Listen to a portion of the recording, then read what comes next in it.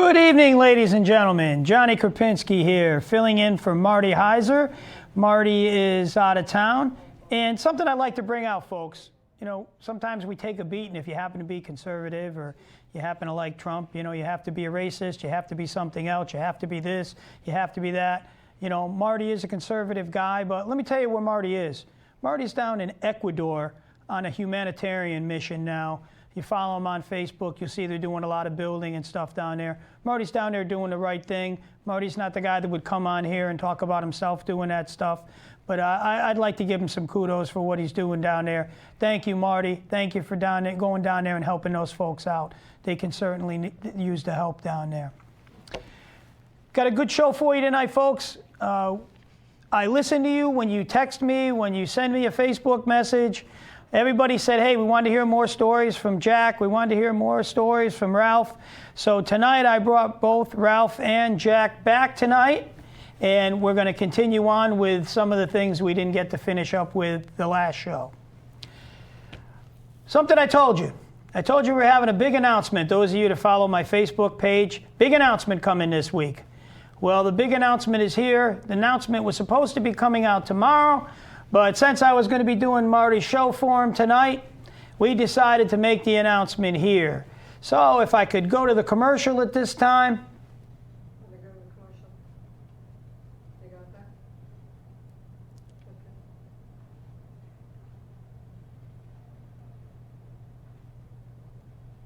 Patriots, with all proceeds going to the Folds of Honor Foundation. Join us November 6th in St. Petersburg. Go to foxnation.com/Patriot Awards and get your tickets now. And for everybody that was asking, what is that commercial about? Let me tell you what that's about. I am very, very fortunate, and I am very humble and very honored to be receiving the Patriot of the Year award from Fox in the sports category. That's going to be hosted on November 6th. It'll be on Fox Nation. You can see me then. And November 24th, it will be on regular Fox News, the show. This is a ceremony similar to the Emmys, the Oscars. This is for Patriots. There's 8 or 9 people that are going to be on there that have done some amazing things throughout the year. I'm very proud to be there with them. All the heavy hitters are going to be there. Dana Perino, Hannity, Dan Bongino.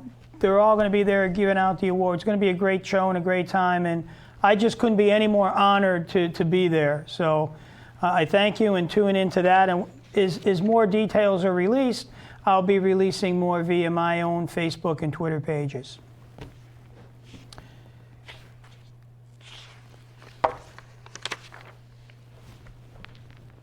I never expected that video to be shown over 40 million times, but it was shown over 40 million times. You know, I'm proud of the video. I still have not taken much backlash. For a video that was seen 40 million times, I've only probably received 40 to 50 nasty letters, emails, texts, Facebook messages. So it's certainly something I can live with. You know, the video came at a time when America was getting kicked in the gut. Well, we were watching a soccer player kneeling down at the national anthem. We couldn't wear any shoes that had Betsy Ross symbols on them. And it was just a week when I'd had enough, and I said, hey, somebody's got to say something. I just said what everybody was thinking, folks. Never thought it would be this well received or that I'd be getting a Fox Award for it, but God bless them and God bless America. I'm happy that I was able to bring that to most of the people out there. And the letters that I got were incredible. The veterans who wrote in, phone calls that came in, mail that came to the arena. I thank each and every one of you who took the time to do that. Speaking of hockey, the Danbury Hat Tricks start their season next week, October the 25th at 7 p.m. at the Danbury Ice Arena. We will be dropping the puck for the inaugural home game of the Hat Tricks. Looking forward to it. Guys, this is going to be an awesome time. If you're going to come to a game, this is the game to come to. This game, they're going all out for the grand opening. So you'll see me on the bench. You'll be standing next to me during the national anthem. I really hope to see you all there. Following game will be the next night, Saturday the 26th. I just got word this afternoon. I'll be back on Fox on October the 27th. It's a Sunday. Harris Faulkner is having on 20 Cops. It's going to be on a Policing in America, a town hall forum. Guys, I'll tell you what, I know some of the people coming on this show. This is kind of what everybody's been waiting for. No one's ever asked us how we feel. How are we feeling about how we've been treated? How are we feeling about policing in America? How are we feeling about police suicides? This is going to be an open forum, no holds barred. Really looking forward to do that show. We're going to have some people that aren't afraid to speak out. So I look forward to that. As I get more information on that, I'll post it on Twitter and my Facebook page. We had one of our local folks here, Cheryl Radachowski. Great family. Everybody knows most of the family in town. Cheryl, Janine, her brother George played for the New York Jets. It's definitely a family of athletes. She just wrote a article for the Post. One of the best written articles I've ever seen. Very well written and right to the point. Her daughter, Alana Smith, is an exemplary athlete. In high school, she's got about 196 medals hanging on her wall. What mom's upset about and what her daughter's upset about, and quite frankly, so am I, she has to compete against males. They have two males that are competing now with the girls. The alliance overseeing Connecticut Sports High School has allowed the two males to compete. And I just want to be clear.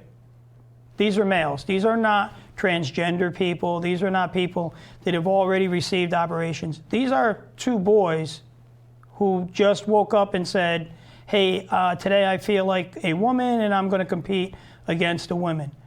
Listen, I personally don't care what anybody's sex, gender, race is. That doesn't mean a thing to me.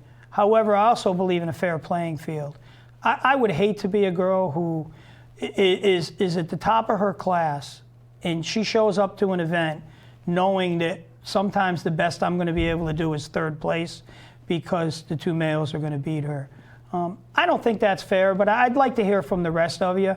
When you're out there, please drop me a line. Let me know, do you think that's fair? I don't. It would be like myself taking the Danbury Hat Tricks to the women's, we have a women's professional league. We actually have a women's team that played at the arena currently. It is the Connecticut Whale of the National Women's Hockey League.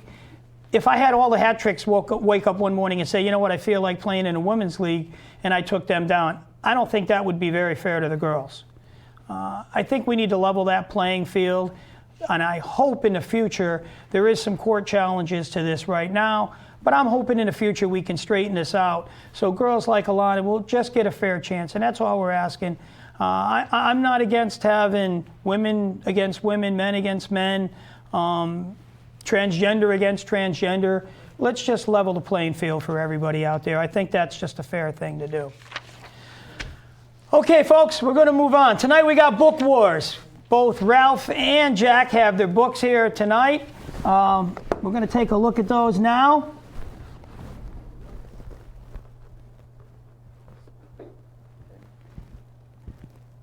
The Making of Jack Falcone, written by Jack Garcia, and Street Warrior, written by Ralph Freidman.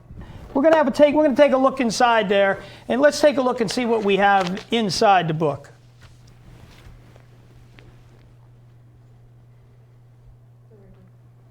Hey, that's me right there. Johnny, that's the before picture. I'm the after. That was going back to 1980. What year is that? 1980? That was 1980 and about 200 pounds ago. Rambo Jr.? Yes, it was Quantico training, 16 weeks. And underneath is when I received my credentials as a special agent of the FBI, one of my proudest moments that I've had.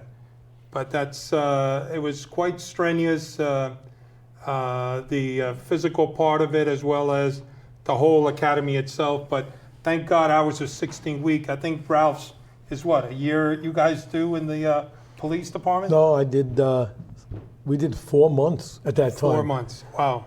Now it's extended to about 7. And how about you, Johnny? How many to your 16 weeks. Oh, okay, so you're around mine. That was 4 months also. Jack Garcia, tell me what do we got here? Well, the top picture is I was the driver for Gambino captain Greg De Palma, which you see us leaving the restaurant, which indicates why that was the before picture, and now I'm the after. I was his driver, and he's talking to another soldier there by the name of Robert Vaccaro, who, and one of the many things we did was go out to eat a lot. A lot of business is conducted over all kinds of meals, breakfast, lunch, and dinner. Underneath is me showing Greg De Palma some of the supposedly stolen goods, which was really evidence that we had seized and forfeited, that we pawned off as to Greg so he could sell at a high markup price. That's me, Ralph Freidman on top, and the bottom, they're both pictures of when I was in uniform, when I started out in 1970 in the Bronx's 41st precinct, known as Fort Apache. That was the uniform that I went on patrol with, and we picked up those shotguns on our own because the BLA was around then, and that was the Black Liberation Army that was executing police officers. And we rode around and we needed shotguns on our side. That's a picture of me right after my promotion in 1975. That was actually taken in my friend Big Joe's tattoo parlor when I came home from the promotion at One Police Plaza. Some might call that a big rack there, Ralph. It's very impressive. Look at the medals, too. Well, I made a lot of arrests, and along with a lot of arrests comes some medals. That's a picture from 1970 in a gym I used to work out in on the concourse on 183rd Street in the 4-6 precinct. That was 50 years ago. How much were you weighing there? I was about 200 pounds. Wow. This is a picture taken 3 years ago. That was 3 years ago. Wow. You know, Ralph, I gotta say, your pictures from 25, 30 years ago don't really look much different now. Oh, the hair looks a little different. The hair's And a the little tattoos. different, He has but- more A tattoos. couple now. more tattoos tattoos now. and less hair. More hair, less tattoos. Jack, I want to start out with you. We didn't get a lot of time to talk to you last time, and for those who don't know, Jack worked undercover for the FBI. Jack is one of the top 10 undercover agents that we've ever had in the United States, and Jack is still a guy that I would call and work with any day of the week undercover. He's the real deal, folks. Jack, what was it like to work on a daily basis with the mob? You know, working with the mob is very exhaustive. I mean, these guys are nonstop. Every minute of the day is trying to figure out who's a mark, what angle, what scam, things to pull every way to generate money. That's what the whole premise is of organized crime, is how to go about making money. And what are you doing in that regard to please the captains and to please, of course, the administration. So going out with them, it would start usually in the morning. We meet for breakfast. A lot of guys in the crew get together and they talk about what they're going to do. Greg would then, the captain will say, you need to go see this guy, he owes us some money, or you need to talk about this new project that this construction is taking place, and how do we get our hands in their pocket. Then from there, we go to lunch. From lunch, you go back to the strip club. Somebody brings in cannolis, they bring in this and that, then you go to dinner, and then after that, late at night, you go to City Island to eat. In fact, I ate more with the mob than I did that on a cruise ship. It's a nonstop eating fest, and it's a lot of business takes place. Who pays in the for all restaurant. that? Well, it all depends. Usually, either I pay for some, and then you have another guy who's an associate paid for. But one thing is for sure: the mob guys never go in their pocket. It's always everybody else in the crew, and they talk about it. So there was a lot of time they would spend socially, but more is how to go about making money. It really is amazing. If you go on record with someone in the mob, then they try to get everybody in that crew somehow to get a piece or a little taste of that business. So if you own a restaurant, you want to have somebody come into that restaurant, remove the guy that does the linens, and you bring in your linen guy. Then you remove the guy who's selling you the wines, and you bring our guy in with the wine. Same thing with the steaks, the lobsters, the food, the waste management. So it's a whole thing that feeds itself, and it's all done by the mob. That's how they operate. They're constantly growing in number and size. A lot different than working a mob case, something I've never done. I mean, mine were all drug cases, but little bit different working a mob case than a drug case where, you know, the drug case, hey, once we're doing a deal, we don't really see each other or talk to each other until the time comes. A few phone calls and that's it. The time comes, we're going to meet, we're going to do our deal, and we're both going to go on our way, or at least one of us is. The other's going to get locked up. But it seems like with the mob, you got to be at their beck and call 24/7. Absolutely. That's what it's all about. It's one of the most difficult criminal organizations to infiltrate because you can't be an unknown. There's always has to be a big vouch for you. You have to make sure that your whole background history that you created is airtight because they will check that. They checked in my particular case when they put us in the union. They went and they ran our social security number. They went and checked all the locations. In fact, Greg De Palma admitted to me that, hey, we had you checked out. So the same thing goes with, where did you come from, where you are. They're very, very distrustful, especially of strangers. But what helped me in my regard was that we had an informant who was well accepted, recognized, and he walked me in. So I assumed a lot of that. But even through my 3 years of infiltration, it was always that, you wonder, like, where's this guy from? I'm supposed to be from Florida. Where in Florida? So all of these times you have to be on your guard because if they suspect something or if they somehow don't believe you, the operation is over, or worse, you could be killed. And you better be able to answer those questions of that town you lived in Florida. Absolutely. Well, I even took it a step further. I went down to Florida and I looked at I told them my rap or my background was that I was a third generation Sicilian and that I grew up in Miami in the drug world. So what happened was I went down there and I told them my parents had passed. So on my own, when I was working another case, I went to all these various cemeteries and I looked for a Mr. and Mrs. Falcone who had died, and they became my parents. In the event, if I was in Florida and one day, let's say Ralph says to me, hey, you're from Florida, let's pay your family, let's show a little respect and let's go visit their gravesite. What are you gonna do then?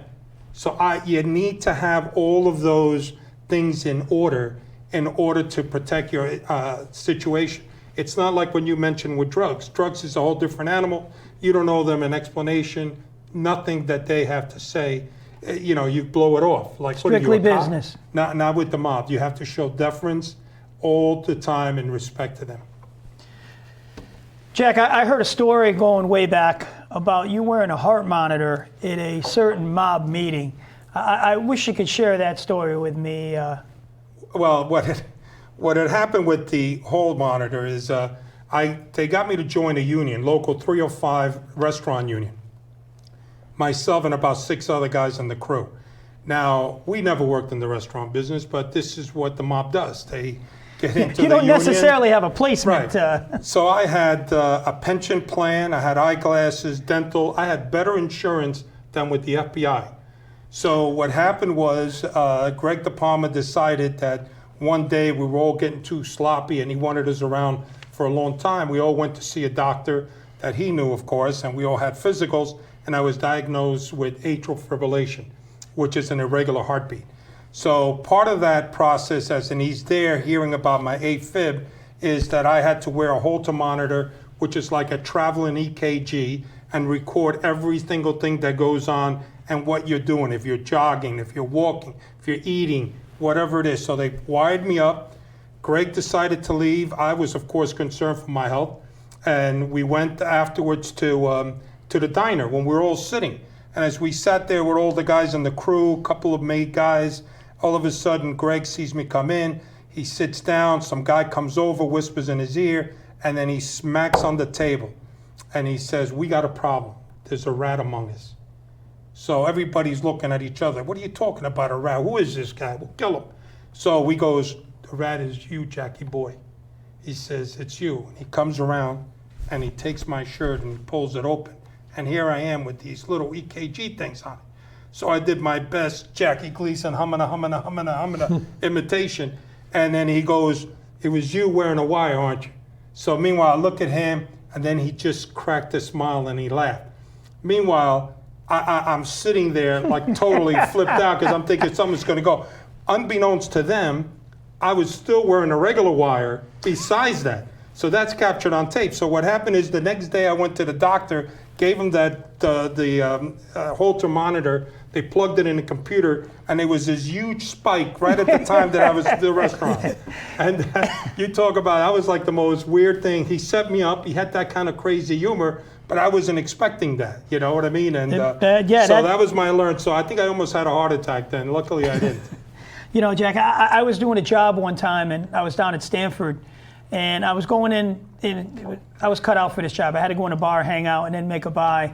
And while I'm in the bar, they have cops playing.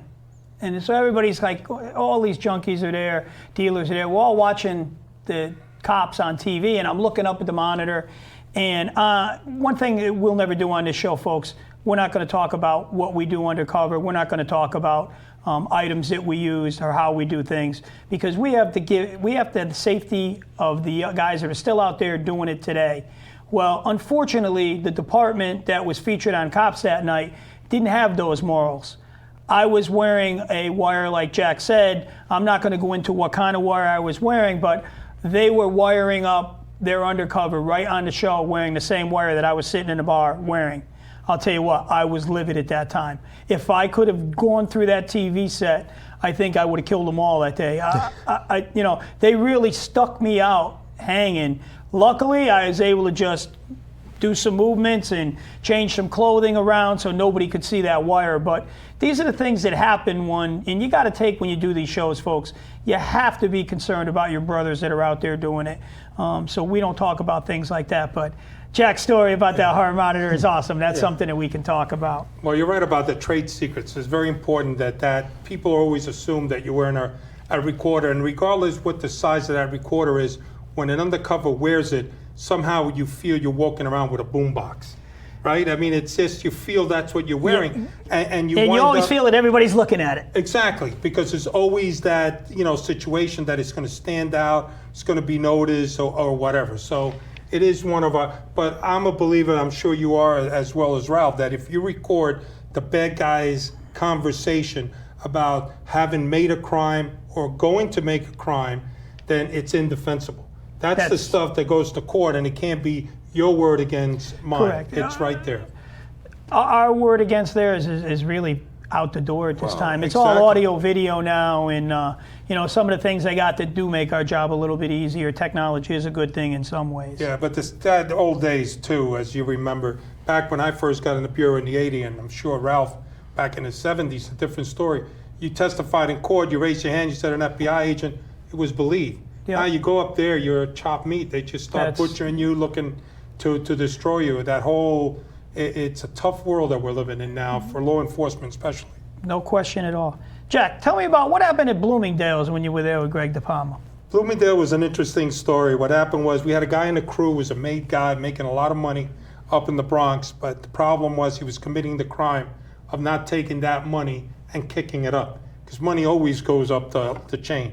So Greg decided to find this guy, and he realized he was hanging out at Bloomingdale's. They had upstairs, they had some little snack bar, and he would bring his gumad over there, his girlfriend, and she would shop, and he would have his coffee.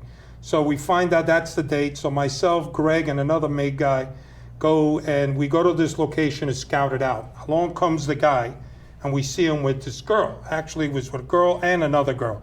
And he tells him, he sees the face of Greg, and he knew he had done something wrong. Tells him to go powder your nose, girls. Next thing you know, we're in this conversation. The guy's going, I'm under surveillance by the feds. I got to be careful. I haven't gone seen you. They're on you, Greg. And next thing you know, it starts getting bad. The maid guy grabs this candlestick holder that was made out of glass, and he hits this guy over the head. You heard the pop like a melon, and blood start gushing down. The guy drops downstairs, and he goes to hit him again, and I grabbed it from him. I said, what are you doing? I says, look, this is 6:30 p.m. on President's Day on Bloomingdale's. What are you, crazy? Let's go. So he says, all right, he drops it down. The guy is like stunned. He's walking around like literally bleeding all over the place. So as we're walking out, he says, you better show up tomorrow, because if you're not there, and showing up means you better start kicking up. If that's the reason he's expecting a payment. He's expecting a payment. So as he's walking out, he sees one of those table settings, Royal Doulton or some fancy pants setting, and he grabs the knives and he goes to stab him again. But it was a kitchen knife, not a kitchen knife, butter knife. So of course I grabbed that too from the guy, pushed him downstairs. We go downstairs, we get in the car, and as we get in the car, the guy goes, "You made a mistake." The captain tells the guy who hit him. He says, "You're not supposed to put your hands on a made guy. You know that. So now you got to go on record with this. You got to go up to the boss and you got to tell him what happened." But says, "Don't worry. This guy is in our crew. He's got to come to me first before I go to the boss." So what happened is they let it slide. The next day, sure enough, as I was there with Robert, the guy comes in. He's all bandaged. He looked like Yankee Doodle Dandy. As he's walking in, he leaves, and the old man said he started paying. So it's all about the money. And the guy wants to fly with the flag of the Gambino crime family, then he better start paying. Bottom line. Jack, I had the pleasure of working with you on the Air Perico case. For folks that don't know about that case, it was a case that started on 9/11. If you remember, on 9/11, we grounded all planes in the United States because of the terror attack. Well, what they found out, when you ground every plane in the United States, you have to take the baggage off. So everybody that went down, people are picking up their bags, and all over the country in some different states, there was still 2-3 bags going around on the luggage rack, and there were no people to pick them up. And that was happening several different areas. So when the airport security opened up these bags, each bag contained approximately 100 kilograms of cocaine. That spike in, if it was one airport, it would have just been a shipment. When you got 3, 4, or 5 airports, there was obviously a conspiracy with that. And that case was opened up by the feds, and that was when I initially got to meet Jack, and we all worked together on this case. Jack, something that you don't know about, and folks, Jack wasn't this guy, but the feds show up in Danbury. They came up to us and they said, "Hey, do you know these guys?" And they put down 4 pictures on our desk, and of course we knew all 4 guys. Each one of us in the office had done a case on these guys, and we said, "Why?" And we knew they'd been in town. We didn't know why they were in town. They said, "Well, we're interested in them. Could you tell us about?" And we played a chess game worse than the mob for about 45 minutes, and about 46 minutes into it, one of the agents said, "Hey, look, I can understand you guys are a little upset. We've been here a couple years, but we did check you guys out, and we were told that you guys are aces. So how about we buy you a beer for this mistake that we made, and let's do this case together." And that's how that case started out. Great case. We ended up doing, I think it was 16 countries when we actually did that takedown. Right. They had a whole system down where they were bringing in cocaine. The baggage is usually 50 pounds. So they would carry 20, 21 in each bag. And then they would have it as it was coming off the airline. There was a guy, one of those ramp rats, they call them. Guy would grab it. And then, of course, from there, he would then take it to another guy who was waiting.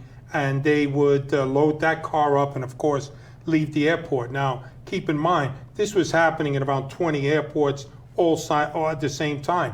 So it was a hell of a racket that they had. I think it was targeting American Airlines or Continental, one of the two. But it was quite profitable. And then at the end, when you guys came on board, you guys did a fantastic job in the surveillance, the identification more of that enterprise.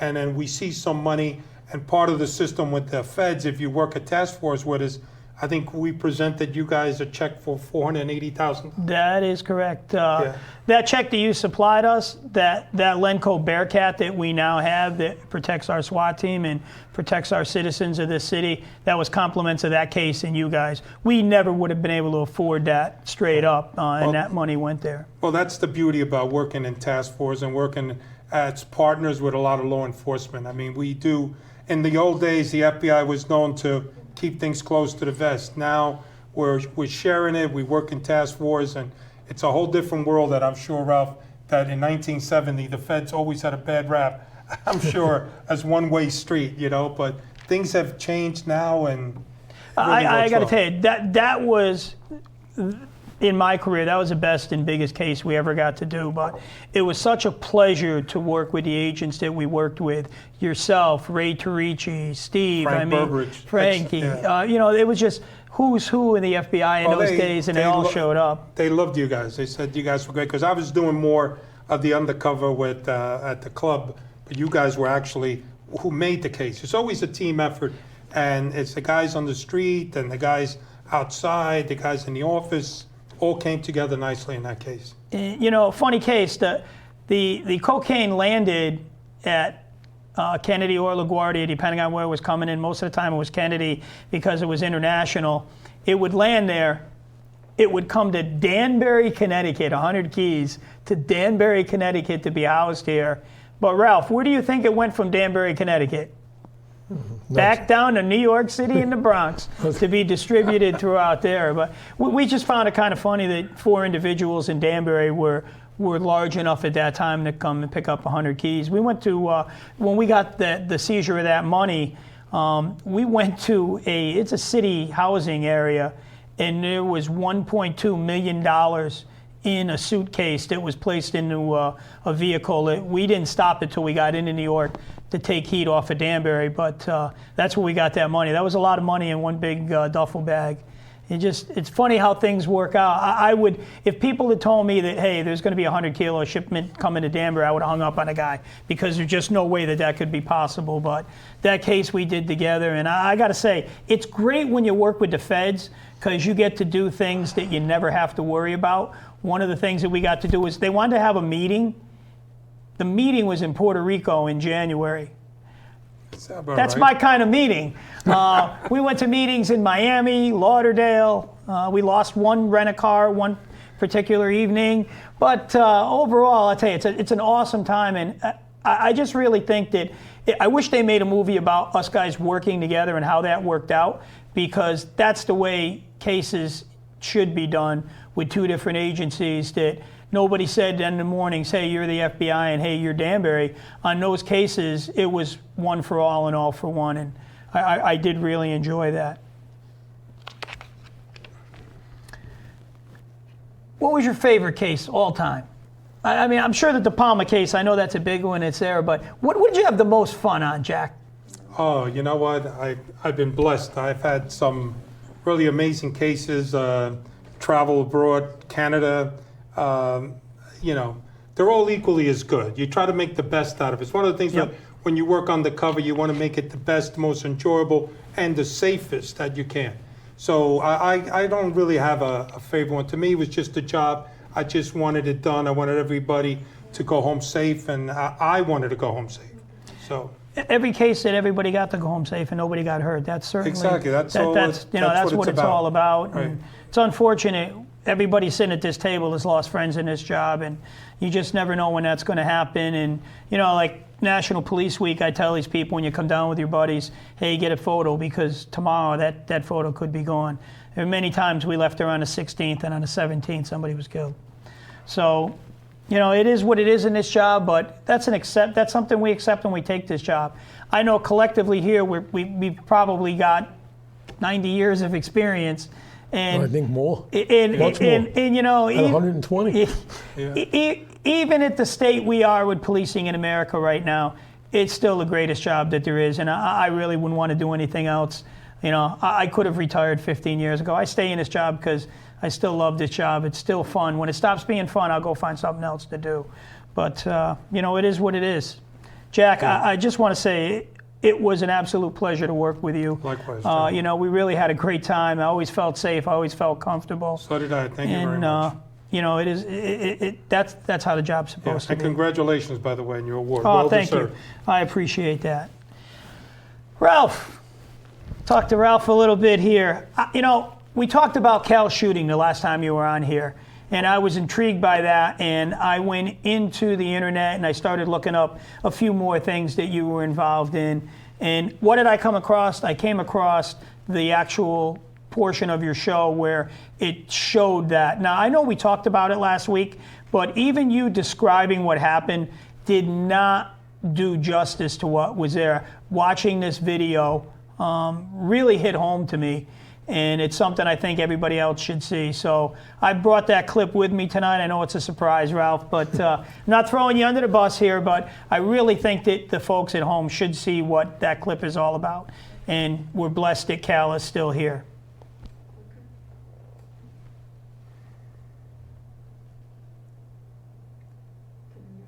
He was screaming for her life. We noticed a door was ajar by about 5 to 7 inches, and the frame was damaged. Most burglaries occur when the occupants aren't home, and they usually aren't armed. But we were soon to find out that this was not your normal scenario. Police, come on out! It was super dark in there. The windows were covered with shades and blankets, and it was 2 o'clock in the afternoon, but it was pitch black.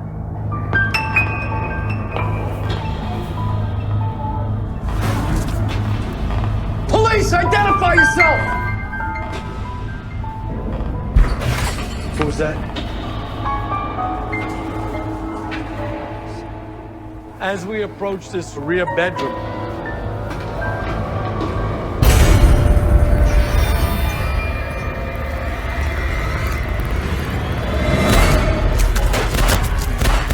the man jumped out and started firing.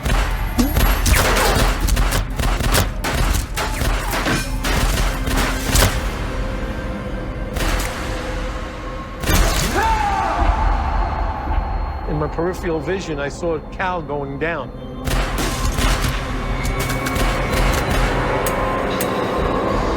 As Cal was going down, he emptied his revolver. He was shot multiple times by myself and Cal, and this guy just wouldn't go down. I was always trained not to release the last round unless my life depended on it. There was a cloud of smoke all around us from the gunfire.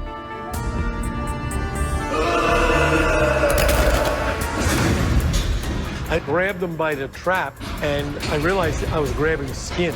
He didn't have a shirt on.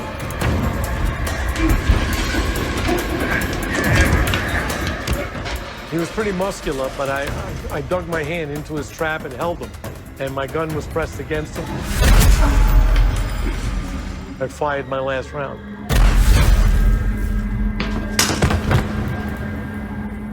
He went down hard. He was dead right away. Pretty powerful stuff there, Ralph. I'm happy that Cal survived and that you guys made it through that shooting. You know, one thing that I didn't know, and I talked to Ralph the other night about, is the 15 shootings that Ralph has been in, he's been pretty lucky. He's never been hit. I've definitely been lucky. That was one of the more intense shootouts. It was the first perpetrator I killed out of 4. I kind of killed 4 perpetrators in the line of duty. But that was the only time that one of my partners got shot when he was with me. And I'm very glad he survived. That was the most important thing. And I had to stop that threat to make sure that he lived and I lived. That's, you know what, when we're doing something, when we're doing the undercover work, Jack, or you're out there and you're doing the shooting, I never think of myself the way I think of my partner. And to watch your partner get hit, that's got to be something that's just absolutely brutal. It seemed like it was going in slow motion, even though it goes down in a couple of seconds, but I did realize he was hit and that the perpetrator was still firing. And I just knew I had to stop that threat, and then the second I stopped that threat, the only thing on my mind was getting Cal to the hospital. And backup officers were there within seconds, and we didn't even wait for an ambulance. We carried him down the stairs and put him into a radio car and rushed him to the hospital. And we took him to Jacoby Hospital, and the staff there was incredible, and they actually saved his life because he was leaking blood really bad. He made medical history at the time. He needed 72 pints of blood in 3 hours. Jeez. So, I mean, it's just pouring out of you as fast as they're pumping it in. But he did survive, and he's still alive today. Thank God. That's really all that matters at the end of the day. Ralph, I mean, we're watching the TV and we see de Blasio on there. I feel sorry for those guys that got to work for him at this point in time in NYPD. What's the difference between policing in the 1970s and policing, you know, now in 2019? Well, the attitudes of the public, the people that are loudest that are protesting, I feel there is a large population that still respects the police and what they do. But it's the ones that make the most noise, the small minority, that makes the most noise is very anti-police. And so is the administration today, especially in New York City and New York State. The governor it keeps letting convicted killers and cop killers out of jail. The mayor of New York City, they're all concerned with numbers and stuff and the crime stats. And I think they play with the numbers. But you could see every day. I did a post on this today. I just put a rant on Facebook talking about that, how the numbers are going up. Every day you look at the newspapers and there's more shootings on the news, more homicides, more police-involved shootings. And being that they stop and frisk, it empowers perpetrators to carry weapons. And obviously that means it's going to lead to them using it more easily and have it ready to use. I think you're seeing it, at least I'm seeing it on the news now, the numbers going up in New York City with shootings, homicides, and that's to be expected when you're not looking for guns. It's been going up, but I think they play with the numbers. What they're allowed to report, what people report, how they change the reports. I just heard today from an officer that if someone gets a shot through a window and they don't find anybody with a gun or the bullet, it passes through the window and no one saw it, they put it down as criminal mischief. It's not a shooting. You got a broken window. I mean, this is what's going on. And these shootings are going up every day. You're reading about it in Brooklyn, in the Bronx, Queens, and they're being reported differently. And it's endangering the police and the public. Nobody wins when this kind of stuff happens. When politics gets into the mix of policing, no good is going to come of that. That's correct. And we're seeing it time and time again, unfortunately. And they're looking to do other things that are going to hurt the public and the police. They want to close Rikers Island and put small prisons in each borough. Starting January 1st of 2020, there's a lot of crimes that there's not going to be any bail for. They're just going to release people. There's a whole list of them out there. The parole boards are releasing cop killers and rapists and murderers. It's just everything going against the police. There's a very anti-police establishment out there today. When I was on through the 70s and the early 80s, the mayors and the governors, they wanted bad guys off the street. And it filters down through the administration that way and through the department. And when you did good police work and you took an initiative and you were proactive and went on gut feelings, they appreciated that. They wanted you to get bad guys off the street. Today they want you to be reactive and not proactive. And when that time comes, which it's here now, it's here, we're in big trouble. We're in trouble. The proactiveness has to be out there. We have to be getting to these criminals before these criminals are committing these crimes. We need to find them when they're driving to the shooting with that pulling over the motor vehicle stop and finding that gun before somebody gets hurt. Now you're showing up after the shooting. Or having that gut feeling that you see someone going down the street, hefting a gun or moving a certain way. Cops know that. Street cops have that gut feeling. Today, they consider that gut feeling politically incorrect, where back then it was considered very good police work. You had a gut feeling that was, something that you only developed through experience and being on the street and dealing with criminals. And it was appreciated. It's something that the politicians will never know. They will never know what that feeling is to know that guy's carrying a gun. You broached into the subject, so I'll continue to go there, and I'll throw this out for both you guys. What are you guys feeling about this political correctness now in policing? It's overtaken good police work and the safety of the public and the officers. Yeah, I think that's put on the back burner. It's ridiculous. It's going too far to the left. And people we're starting to feel it now, but it's been happening. We even have now we're training kids at the academy to walk up to people and ask, how do you want to be addressed? Is it he, she, they, them? Listen, we got a job to do when we're out there. I am very stern on, I want my guys to be the most respectful cops that you're going to find in America. I demand that people go out there and be respectful, because you know what? We work for these people out there. But I can't be bothered in time and worrying about all of these other political correctness things out there. When you're out there doing your job, you're looking for a guy with a gun. You know, you're looking for 3 bricks of coke, and you have to worry about this foolishness that we've now deemed and put at the forefront of law enforcement. I personally don't get it. Taking the criminal off the street is no longer the forefront of law enforcement. That's correct. I feel, you know, I'm an old-time police officer, and my feeling is police officers are out there to protect your ass, not kiss it. I think they got to be tough.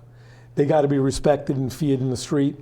And we don't work for everybody. We work for the decent, hardworking, tax-paying people. We don't work for drug dealers, murderers, rapists, robbers, burglars, you know. And I don't think you have to give them respect. And respect is a two-way street. You know, you get respect, you give respect. And if a perpetrator, even if he's a perpetrator, if he surrenders, that's good, but he should never resist arrest. Otherwise, if he dies as a result of that or gets put in the hospital, that was his choice, you know. I know I come from old school. I started 51 years ago, but this is how I was taught. This is how I was trained. This is how I worked, and I think that's how it should be. And what the results of it not being that way is all these shootings that are going on in broad daylight, officers being spit on, thrown water on, milked on, Chinese food. What do you think would have happened to one of them guys in 1980 if they threw a bucket of water on a cop going in back New in the York? 70s, they'd be picking up their teeth. That's reality. I'm not saying it was never done, but they would pay the price. Right. You know, right. Police officers have always had a fight. You know, it's a serious, dangerous job. You know, you can't go out there and try to be Mr. Nice Guy. You're there to get violent predators off the street. You know, you're not there to sing and dance and, you know, make videos and address perpetrators and drug dealers as sir. I just don't believe in that. You know? Ralph, one of the things that really impressed me when I was doing the research on you, you had over 200 off-duty arrests. No, over 100. Over 100? 105. 105, but who's counting? But who's counting? You know, Jack can back me up on this. You know, off-duty arrests are something that you can judge the character of the individual on. Officers that are out there not working at 9 to 5, take my paycheck and go home, put their money in their pocket. If you're out there making an off-duty arrest, number one, it's because you care. Number two, it's because, again, you're looking for those things when you're off duty, and that kind of separates sometimes the good cops from the great cops. Can you give me some insight? Give me one of your best off-duty arrests. Well, first I'd say I wasn't out there looking for it. I haven't fallen into it. It's being observant of what's going on around you. You know, you're a police officer 24 hours a day. But I didn't actually, in the 70s, I didn't look like a cop. I was pretty muscular at the time. I was only in uniform a year, so I always had a beard. And I was always covered in tattoos and stuff. And I rode a motorcycle, I had a race car. And people on the street would approach me to buy drugs or buy guns, you know. So, you know, I was out there on the street. I was, you know, that's what I always was on the street. And I had that look that wasn't a cop. And I got approached by these bad guys. And then I also had the luck, or you could say unluck, of running into things in the street. I'd be in a store and they'd come in to rob it. Or I'd spot guys that were going to pull a robbery and I'd get involved. You know, and that's why we're not bringing Ralph to lunch with us, Jack. I was just one of those guys. I was always around the action. I read in your book about the incident where you were on your motorcycle and you were parked, and the individual decided, I don't like the looks of this guy, but he wanted to rob everyone else. Could you enlighten us on that? What happened was I was off duty. I was on my motorcycle. I was riding a Harley, and I was out on a date with a girl, and we went down to the village to hang out. And our plans were later on at night to meet my brother in Queens to watch some racing that went on in the streets. And we were running early, and we were coming up the East River Drive, and we decided to stop and kill a little time. So we pulled over into one of these emergency entrances and cut out on the East River Drive. And we climbed over the little wall and fence, and we were sitting on a bench overlooking the East River there. And, you know, we just started making out. And these three guys I see walking towards us. So I catch it in my peripheral vision, even though I was sort of busy. And I tell the girl I'm with, listen, if anything happens, if you see me going for my gun, if they approach us and start anything, just hit the floor. And I already eased my gun out and had it between my legs covered, you know. And the three guys walk up and they're around us. There were two in front of me, one behind, and I got my eye on them. And they sort of looked me over, and it was in the summer, so I was wearing a t-shirt and jeans and boots, and they looked me over, and then they walked away. I guess they changed their mind. And I saw them walk about 35 feet away from me to like a beginning of an overpass that ran parallel with the East River Drive.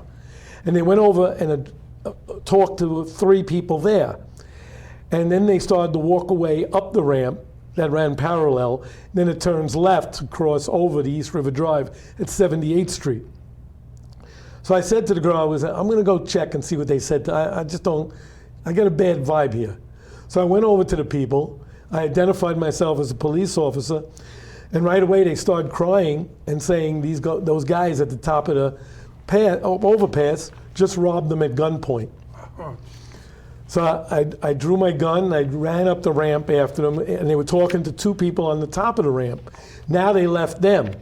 When I approached those people, they were crying and said they just got robbed at gunpoint. So I started screaming to these guys over the overpass, which is about 4 feet wide. And they're running down this overpass, and I scream out police, and they turn and start shooting at me. They pegged 2 shots at me.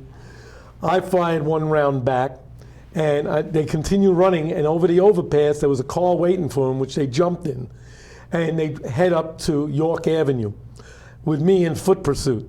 And they get stuck at the light, so I think I might be able to catch up to them, right? And the light changes, and they make a turn going right, which is north. And all I could do is I jump into a yellow cab. And I got my gun in my hand. I'm all sweated now. I'm wearing This a guy t-shirt. thinks he's getting robbed. This guy thinks he's getting robbed. And in those years, they didn't have the petitions yet. And, you know, they used to drive with a cigar box on the box with the money, cigar box on the seat with their money and change and dollar bills in it. And he thinks I'm robbing him, and I'm saying, police, chase that car. But he's locked in on the gun and me, and he throws the money in the back seat. You know, I'm getting covered in coins and bills, and the car gets away. But the girl I was with was smart enough. She called the 911 and reported that what I looked like and that I was in pursuit of these perpetrators, and there was shots fired. So the police show up and everything, and we all go into the precinct. And I tell my whole story to a captain there, and they're interviewing me. And they're sort of looking at me, you know, like I got 3 heads, you know. I got Jack, do you get the feeling if you're a police supervisor and Ralph Freidman walks into your lobby of your precinct, this isn't going to be a good night? No. So I'm explaining to him the whole case as I just told it to you. And they're looking at me like there's no witnesses, no complainants, nobody around. And the interview was like an hour long, and he starts to say, well, have you been involved in any police shootings? Have you ever used your weapon? And all. I said, yeah, I've been involved in about 11 shootings by this time. Yeah, And the just captain another like, day. "Oh, I ain't going to talk to you no more." He said, I'm going to call a duty captain in. So I got to go through the whole thing again, and we're leaving now. It's about an hour and a half later, and I'm walking out, and as I'm walking out, 5 people walk in, and they say, oh, we were the victims of this rob. Oh, that's the officer that tried to catch them and shot it out with them and everything. And now it looked all better, you know. No, they knew you weren't making this up. But that was just one of the. You didn't over have an 100. AD while you were out there and trying to cover this up. But what happened with the date? Well, that continues. That's another story. We'll save that for another show. An X-rated show. This is a family rated. Ralph, I saw one of your shows in which you had a date, and it was her 2 friends waiting in a closet with a shotgun for you. So we're gonna have to keep you at home. Luckily, I know Ralph's bride now, and Grace is a wonderful woman. Thank God we have a chance of you leaving the house and making it actually home now. Yeah, maybe I was picking the wrong girls today, right? Ralph, we only got a minute or two quickly, but can you finish up? What are you feeling about these videos with cops lip syncing and dance contests in uniform. And I'm not a big fan of it, but I'm not a fan of it at all. I mean, it sort of demeans, I think it demeans us in a way. And I think police work, like I said before, is a dangerous, serious business.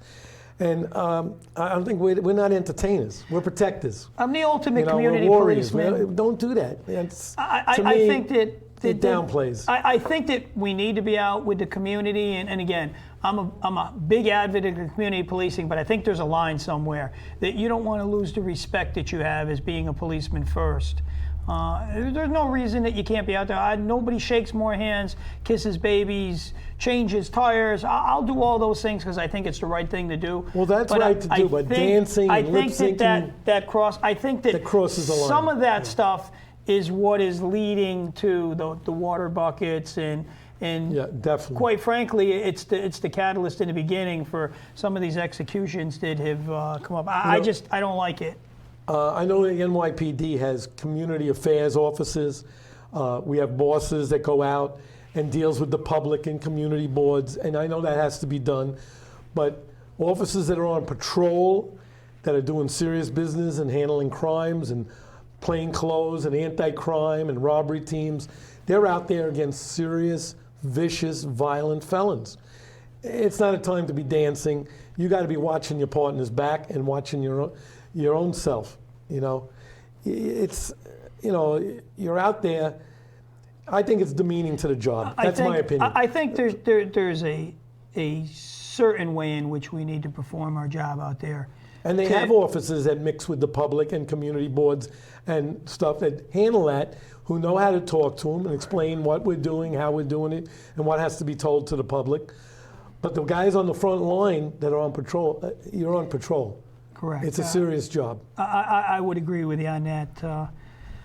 Gentlemen, I really want to thank you guys for, again, taking another night out and coming down to us to be here. My honor to be on the show, John. Thanks Always for a great having show me. when I have you guys on. We always have a good time. Folks, And I'd really like congratulations to... on that award, but Thank you, guys. I'd really like to thank you all for tuning in tonight. Thank you very much.